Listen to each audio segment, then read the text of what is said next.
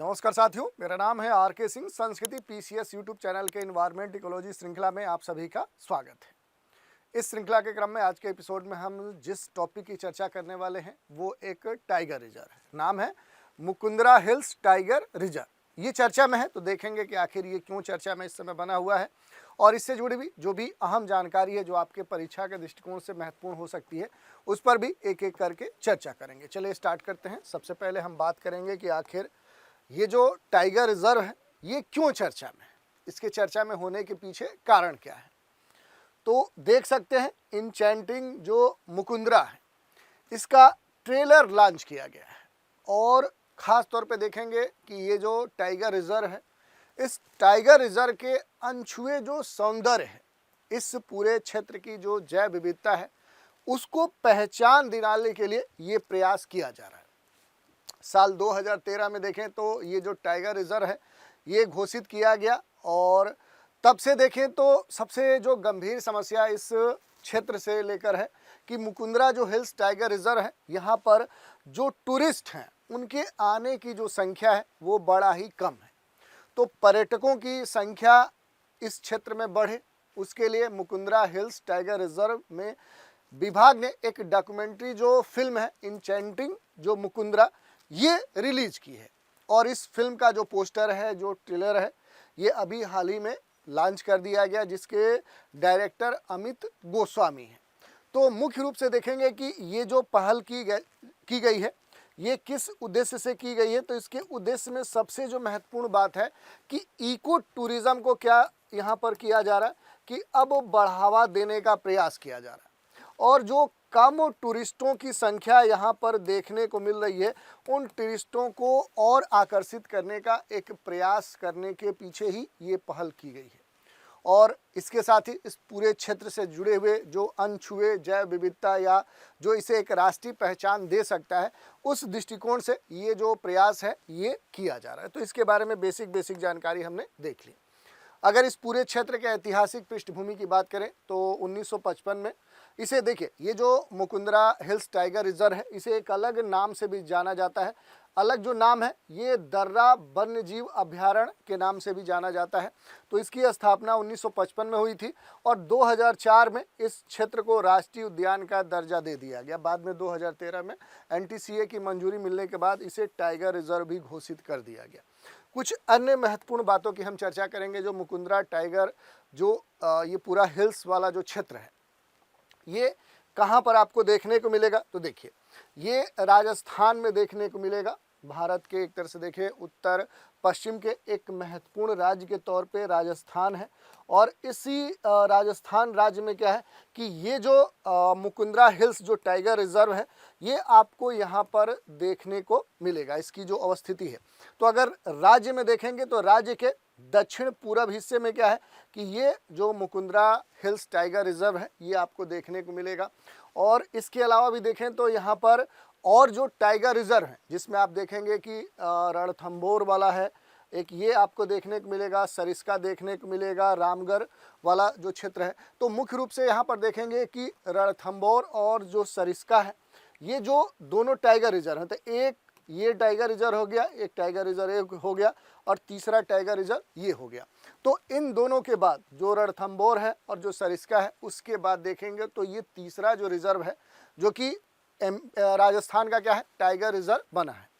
पहले हमने बताया कि दर्रा वन्यजीव अभयारण्य के नाम से भी इसे जाना जाता है और पहले इसकी बात करें चूँकि ये कोटा में अवस्थित है और कोटा के जो महाराजा थे वो इसे शिकारगाह की तरह यूज करते थे। और यहाँ पर देखें तो अब न केवल बाघों की सुंदरता के लिए बड़ा फेमस है बल्कि इस क्षेत्र में आएंगे तो यहाँ पर जो वेजिटेशन है बड़ा ही फ्लोरा फौना के दृष्टिकोण से देखेंगे, बायोडाइवर्सिटी के दृष्टिकोण से देखेंगे तो ये वनस्पति और वन्य जीवों का एक महत्वपूर्ण जो आश्रय स्थल है उस रूप में भी फेमस है।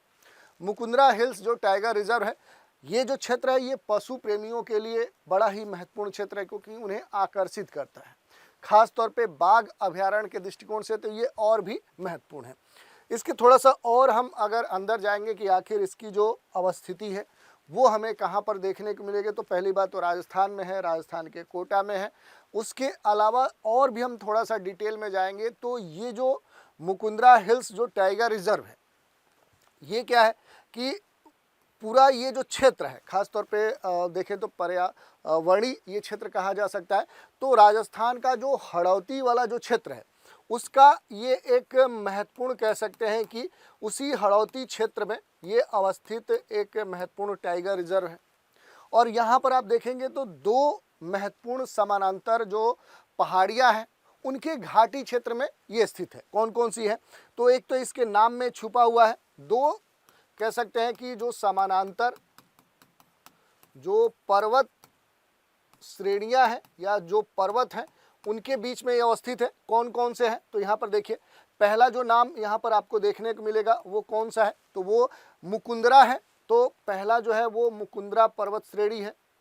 और दूसरी जो यहाँ पर एक और पर्वत आपको देखने को मिलेगा गरगोला। ये दो पर्वत हैं, गरगोला और मुकुंदरा, दोनों पर्वत श्रेणियों के बीच में जो घाटी वाला क्षेत्र है उसी घाटी क्षेत्र में क्या है कि ये आपको मुकुंदरा हिल्स जो टाइगर रिजर्व है ये आपको देखने को मिलेगा।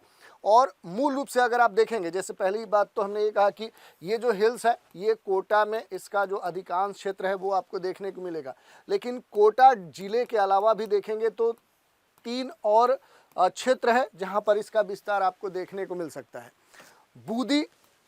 बूंदी में भी इसका विस्तार है, झलवाड़ा में भी जाएंगे तो इस क्षेत्र का विस्तार आपको देखने को मिल जाएगा। और इसके अलावा देखेंगे तो जो चित्तौड़गढ़ है वहाँ भी इस टाइगर जो हिल्स है इसका विस्तार आपको देखने को मिल सकता है। और यहाँ पर एक महत्वपूर्ण जो नदी है वो आपको देखने को मिलेगी जिसका नाम है चंबल नदी। तो चंबल नदी के पूर्वी तट पे महत्वपूर्ण तौर पे देखेंगे कि यहाँ पर जो महत्वपूर्ण रिवर है कौन सी है, चंबल जो नदी है, इसके पूर्वी तट पे क्या है कि ये अवस्थित एक महत्वपूर्ण कह सकते हैं कि टाइगर रिजर्व है। तो इसकी जो मेजर जो भौगोलिक विशेषताएं हैं उन पर हमने बात कर ली। और ये सबसे खास बात है कि जो बूंदी, कोटा, झलवाड़ा और चित्तौड़गढ़ ये चारों जिलों में फैला हुआ एक महत्वपूर्ण क्षेत्र है। कोर एरिया की बात करेंगे तो आप देख सकते हैं कि लगभग 417.17 वर्ग किलोमीटर में फैला हुआ है। बफर एरिया की बात करेंगे तो 342.82 वर्ग किलोमीटर है। यानी ओवरऑल अगर इसके क्षेत्रफल की बात करेंगे तो 759.99 वर्ग किलोमीटर के क्षेत्र में ये पूरा जो कह सकते हैं कि मुकुंदरा जो हिल्स टाइगर रिजर्व है ये फैला हुआ है। तो इसके बारे में भी हम देख सकते हैं। इसके अलावा देखेंगे तो ये पूरा जो पार्क है, मुख्य क्षेत्र समानांतर जो पहाड़ियाँ दो है मुकुंदरा और गगरोला, इन पहाड़ियों के बीच में एक सकरी घाटी में क्या है ये आपको देखने को मिल जाता है। तो इसके बारे में भी बेसिक जो जानकारी है वो हमने ले ली। इसके अलावा पहले हमने बता दिया कि इसका पूरा जो क्षेत्र है उसमें जो कोर रीजन है वो क्या है और बफर रीजन क्या है, दोनों की जो बातें हैं वो भी हमने देख ली। एक चीज़ और है यहाँ पर अगर आप देखना चाहेंगे तो मुकुंदरा हिल्स जो टाइगर रिजर्व है ये क्या है कि मुख्य जो बाघ आवास क्षेत्र है उसमें क्या क्या शामिल है। तो मुकुंदरा जो राष्ट्रीय उद्यान है, जो नेशनल पार्क है वो इसमें शामिल है। दर्रा जो वन्यजीव अभयारण्य है वो भी इसमें शामिल है। जवाहर सागर जो वन्यजीव अभयारण्य है वो भी शामिल है। और चंबल अभयारण्य का भी एक हिस्सा इसमें आपको देखने को मिल सकता है। गरडिया महादेव से जवाहर सागर बाग तक ये विस्तार आपको देखने को मिल सकता है। तो रणनीतिक स्तर पे देखेंगे, रणनीतिक रूप से देखेंगे तो जो रणथंभौर है और जो मध्य प्रदेश का जो कूनो राष्ट्रीय उद्यान है उसके बीच में ये एक तरह से इसकी अवस्थिति देखने को मिलेगी, जिससे जो बाघों की आवाजाही है, बाघों के आने जाने के हिसाब से अगर आप देखेंगे तो ये एक महत्वपूर्ण क्या है, एक गलियारा भी निर्मित करता है। तो ये भी इसकी एक महत्वपूर्ण विशेषता के तौर पे देखी जा सकती है। अगर इस संरक्षण क्षेत्र के बारे में हम देखें तो पहले हमने बताया कि दर्रा जो वन्यजीव अभयारण्य, पहले इसे दर्रा वन्यजीव अभयारण्य ही कहा जाता था। तो इसकी जो स्थापना हुई थी ये 1955 में हुई थी। 2004 में राष्ट्रीय उद्यान घोषित हुआ और फिर राजस्थान सरकार ने राष्ट्रीय बाघ संरक्षण जो प्राधिकरण है, जिसे नेशनल टाइगर कंजर्वेशन अथॉरिटी कहते हैं, इससे 2013 में एक मंजूरी मिलने के बाद वन्यजीव संरक्षण अधिनियम 1972 के तहत 2013 में इसे क्या कर दिया, टाइगर रिजर्व घोषित कर दिया। तो ये जो मुकुंदरा हिल्स जो टाइगर रिजर्व है ये अपनी समृद्ध जो वनस्पति और जीव जंतुओं के अलावा अगर देखेंगे तो इस पूरे बाघ अभयारण्य में कई अन्य जो आकर्षक ऐसे कारक हैं जो दुनिया के पर्यटकों को अपनी ओर आकर्षित करते हैं। इस पूरे अभयारण्य क्षेत्र में देखेंगे तो कुछ महत्वपूर्ण जो नदी हैं, नदी का जो प्रवाह क्षेत्र है वो भी आपको देखने को मिलेगा, क्योंकि सबसे महत्वपूर्ण बात क्या है कि जो चंबल नदी है, चंबल नदी के किनारे ही ये अवस्थित है। और चंबल की जो सहायक नदियां हैं उनका इसमें पूरा जो अपवाह क्षेत्र है वो आपको देखने को मिल सकता है। लगभग 80 किलोमीटर में फैला ये अभ्यारण्य 4 अलग अलग दिशाओं से आने वाली विभिन्न नदियों से क्या है, ये घिरा हुआ है। अगर आप यहाँ पर देखना चाहेंगे तो चंबल नदी के किनारे स्थित जो गरड़िया महादेव जैसे जो प्रसिद्ध मंदिर है या अन्य जो स्थानीय देवताओं के मंदिर हैं वो इस पार्क की सीमा में आपको देखने को मिल सकते हैं। और ये रिजर्व चारों तरफ से नदियों से क्या है, घिरा हुआ है। इसमें अगर महत्वपूर्ण नदियों की हम बात करेंगे कौन कौन सी नदियां हैं, तो उसमें चंबल तो महत्वपूर्ण है। इसके अलावा देखेंगे तो काली, आहू और रमजान नदियां इसकी प्राकृतिक सीमा बनाती हैं। और इसी सीमा बनाए जाने के कारण देखेंगे तो इस पूरे अभ्यारण्य क्षेत्र का अपना एक विशेष महत्व भी है, क्योंकि यहाँ पर जो घड़ियाल संरक्षण जो योजना है वो भी क्या की गई है, वो संचालित की गई है। तो घड़ियालों के सुरक्षा के दृष्टिकोण से देखेंगे तो ये क्षेत्र अहम हो जाता है। इसके अलावा घड़ियालों के अलावा देखेंगे तो मगरमच्छ के दृष्टिकोण से देखेंगे तो उनकी सुरक्षा, उनके संरक्षण के दृष्टिकोण से भी ये महत्वपूर्ण है। इसके अलावा देखेंगे तो जो उदबिलाव हैं उनके महत्वपूर्ण प्राकृतिक जो आवास है उस रूप में भी इसे जाना जाता है। और उदबिलाव के अलावा अगर यहाँ पर आप देखेंगे तो जो कछुआ है, कछुओं के एक तरह से प्राकृतिक आवास के तौर पे ये जो क्षेत्र है ये पहले से काफ़ी प्रसिद्ध है। अगर थोड़ा सा बायोडाइवर्सिटी की हम बात करेंगे तो इस पूरे क्षेत्र में क्या आपको देखने को मिलेंगे, जो शुष्क पर्णपाती वन है, यानी अपेक्षाकृत जहाँ पर आप देख सकते हैं कि जो वर्षा है वो अधिक होती है, लगभग 100 से लेकर 200 सेंटीमीटर जो वर्षा होती है, वैसे क्षेत्र में जो उत्पन्न होने वाले, विकसित होने वाले जो वनस्पति है वो यहाँ पर देखने को मिलेंगे, जिसमें मुख्य रूप से ढोक, खैर, बेर, काकन, रौज जैसे जो वृक्ष है वो आपको यहाँ पर देखने को मिल सकते हैं। अगर जीव जंतुओं की बात करेंगे तो स्तनधारियों में बाघ, तेंदुआ, भालू, नीलगाय, चिंकारा जैसे वन्यजीव आपको यहाँ पर देखने को मिलेंगे। सरीसृप या जलीय जीव की बात करेंगे तो घड़ियाल, चूँकि उसके संरक्षण परियोजना से ये पूरा क्षेत्र जुड़ा हुआ है, मगरमच्छ है, अजगर है, उदबिलाव है, इनका एक महत्वपूर्ण प्राकृतिक ये आवास है। रणनीतिक और पारिस्थितिकी दृष्टिकोण से देखेंगे इस क्षेत्र का क्या महत्व है, तो रणथंभौर जो राजस्थान है और फिर कूनो मध्य प्रदेश का जो टाइगर रिजर्व है, इनके बीच में देखेंगे तो ये एक गलियारे का क्या करता है, काम करता है।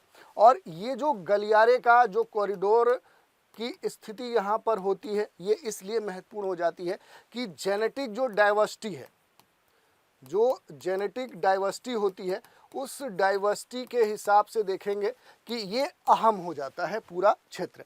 तो जेनेटिक डाइवर्सिटी बनाए रखने के दृष्टिकोण से अगर आप देखेंगे तो ये जो पूरा मुकुंदरा जो हिल्स टाइगर रिजर्व है ये अहम हो जाता है। अगर लैंडस्केप लेवल कंजर्वेशन के हिसाब से देखेंगे तो केवल एक पार्क ही नहीं बल्कि पूरे इकोसिस्टम के संरक्षण के लिए ये क्षेत्र अहम हो जाता है। और इको टूरिज्म पोटेंशियल की बात करें तो अभी यहाँ पर भीड़ भाड़ कम है, जो टूरिस्ट है वो कम आ रहे हैं, लेकिन इनकी संख्या बढ़ाने की बात कही जा रही है। लेकिन अभी यहाँ पर देखेंगे तो क्राउड कम है, यहाँ की जो जैव विविधता है वो काफ़ी हाई है। रिस्पॉन्सिबल जो टूरिज़्म मॉडल है उसको यहाँ पर लागू करने का प्रयास किया जा रहा है ताकि यहाँ पर मानव वन्य जीव जो संघर्ष है उसे कम किया जाए और उसके आधार पर इको टूरिज्म को डेवलप किया जाए। तो इस तरह से हमने देख लिया कि आखिर यहाँ पर जो मुकुंदरा जो हिल्स टाइगर रिजर्व है ये आखिर चर्चा में क्यों है, और इससे जुड़ी हुई जो भी अहम जानकारी है उन पर भी हमने बात की। इसी चर्चा पर आधारित एक प्रश्न देखिए, निम्नलिखित में से कौन सा संरक्षित क्षेत्र मुकुंदरा हिल्स टाइगर रिजर्व का मुख्य भाग है? दर्रा अभ्यारण्य, ये दर्रा है, ठीक है, ये आप देख सकते हैं। कैला देवी अभ्यारण्य, चंबल अभ्यारण्य का एक भाग, जवाहर सागर का अभ्यारण्य। कूट के आधार पर उत्तर आपको देना है, पहला, दूसरा, तीसरा, या 1, 2 और 4, या फिर 2, 3, 4, या फिर ऊपर दिए गए सभी। तो इसमें से आपको सही जो उत्तर है वो आपको हमें कमेंट के माध्यम से भेजना है। एक और सूचना आप सभी के लिए है, संस्कृति IAS के द्वारा न्यू ईयर ऑफर के तहत ऑनलाइन कोर्स पर PCS जो फाउंडेशन कोर्स है उन पर अप टू 75% का डिस्काउंट दिया जा रहा है। उसके अलावा 10% एक्स्ट्रा डिस्काउंट दिया जा रहा है। और ये जो डिस्काउंट है ये कब तक वैलिड है, तो 3 जनवरी 2026 तक वैलिड है। और ये सभी कोर्स पर ऑफर आपको मिल सकता है। UP PCS, BPSC, MPPSC, MPPSC के जो PT टारगेट बैच हैं और RS के जो कोर्स हैं उन पर ये छूट मिल सकती है। इसके अलावा भी अगर कोई जानकारी चाहिए तो ये नंबर दिया गया 9555-124-124 पे कॉल करके जानकारी प्राप्त कर सकते हैं, या फिर संस्कृति IAS की जो वेबसाइट है sanskritIAS.com, यहाँ विजिट करके संदर्भित जो भी जानकारी है वो भी आप प्राप्त कर सकते हैं।